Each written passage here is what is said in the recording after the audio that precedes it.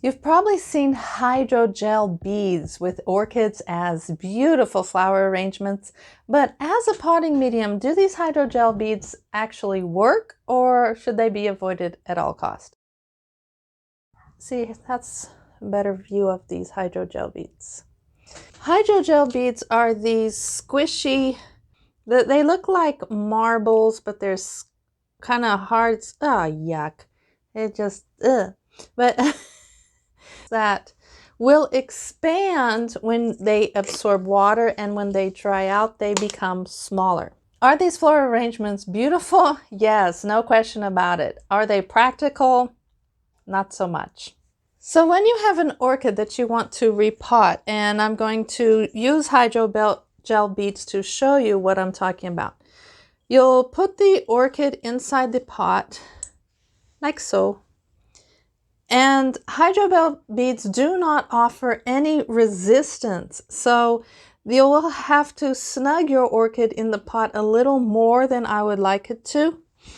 Then this is the only satisfying part of this video. So enjoy.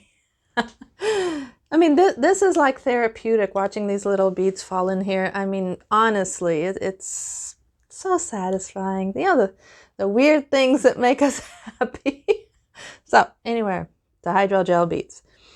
So when the hydrogel beads, I mean, look at that. Isn't that just beautiful? Whee! Why won't hydrogel beads work in the long run? When orchid roots are in contact with this the entire time, they will stay wet. Now, Phalaenopsis likes to be wet, but it also likes to dry out. Independent of what orchid you have, it does not want to be wet all the time.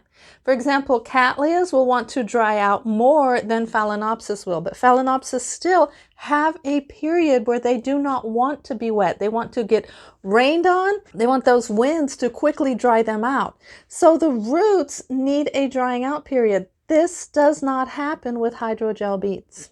The second reason that hydrogel beads are not good is that they don't allow for airflow. You can see in the hydrogel beads that those beads are packed one beside the other, and they do not allow any airflow. So your orchid is not going to dry out, and it's also not going to get any air.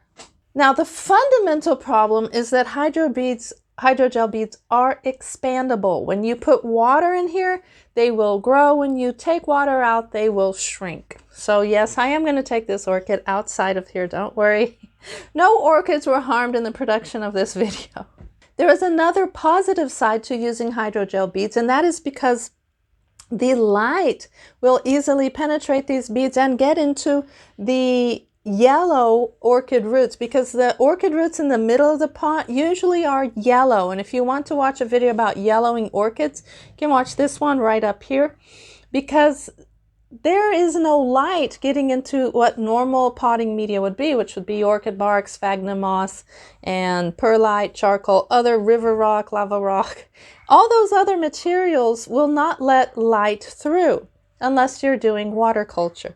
Hydrogel beads will. So that is the second positive side to hydrogel beads, that the middle orchid roots that are yellow will get light, will start to produce more chlorophyll, and your orchid will have more energy.